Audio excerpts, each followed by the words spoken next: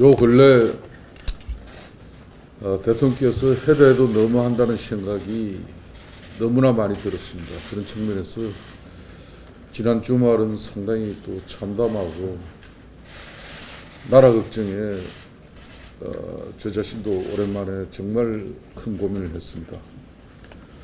고용 파탄의 양극화는 더 심화되고 저소득층의 소득은 오히려 급감하는 마당에 정책의 실패를 겸허히 인정하기는커녕 소득주도 성장 정책이 뭐가 잘못됐느냐 적반하장 태도로 나오고 있습니다.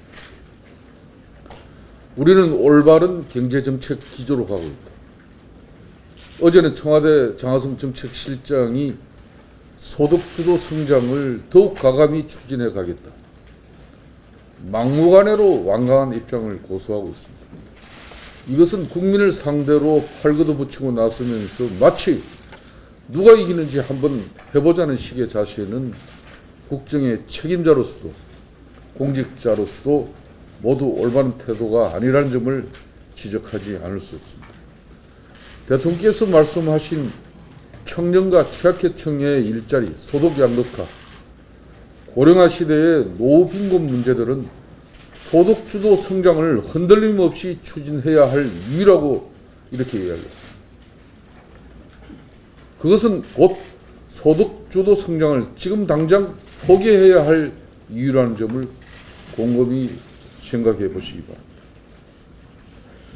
무엇보다 국민이 먹고 사는 문제와 국가 경제는 그 어떤 경우에도 정권이 오기를 부리고 또 아직과 독선으로 밀어붙일 대상이 아니라는 점을 분명히 밝혀야 됩니다.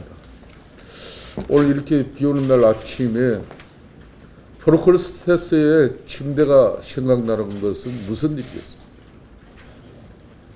문재인 정권이 프로크리스테스의 침대 정권이라는 소리를 듣지 않으려면 소득주도 성장 정책은 즉각 폐기하는 길이 대한민국을 살리는 길. 자유한국당은 중산층 서민과 함께하는 경제적 실용주의 정당으로서 현실에 맞는 일자리 정책과 성장 정책들을 추진해 갈 것이라는 점을 말씀을 드립니다. 이 소득주도 성장 정책은 실패한 실험입니다. 죽은 자식 불알 만지듯 더 이상 미련을 가져야 할 정책이 결코 아니라는 점을 문재인 대통령께서는 인식하여 주시기 바랍니다. 이런 마당에 어제 청와대가 발표한 통계청장을 경질했습니다. 소득분배 불평등이 가장 커진 것으로 나타난 최근의 가계동향 조사를 둘러싼 논란이 인사의 배경이 됐다는 분석이 나오고 있습니다.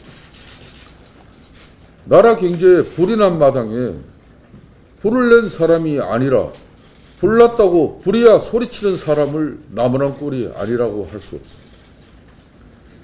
제 아무리 통계 설계가 잘못됐다고 해도 분배 지표가 악화된 현실이 조작될 수 없는 만큼 경질을 해야 할 대상은 조사 설계를 수행하는 통계청장이 아니라 경제 행실을 망가뜨린 정책 책임자 청와대 정책실장이어야 한다는 점을 지적하지 않을 수 없습니다.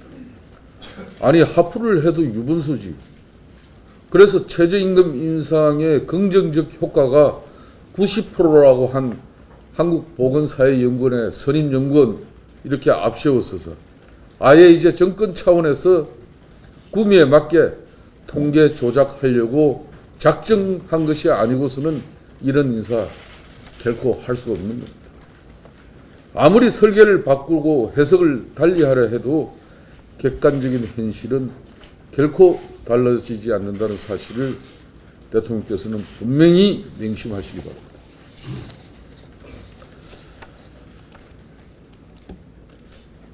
민주당 전당대회에서 신임 당대표로 선출된 이해찬 대표의 당선을 축하드립니다. 이해찬 대표는 오랜 정치 경륜은 물론이고 누구보다 뚜렷한 정치적 소신을 밝혀오신 분인 만큼 향후 여야관계에 있어서 민주당이 청와대 출장소가 되는 일은 없어질 걸로 기대합니다. 과거 노무현 정부에서처럼 정부의 정책이 잘못된 부분에 대해서는 아무리 집권 여당이라고 해도 냉정하게 비판하고 수정을 요구하는 건전하고 수평적인 당청관계를 만들어 가실 것을 기대합니다.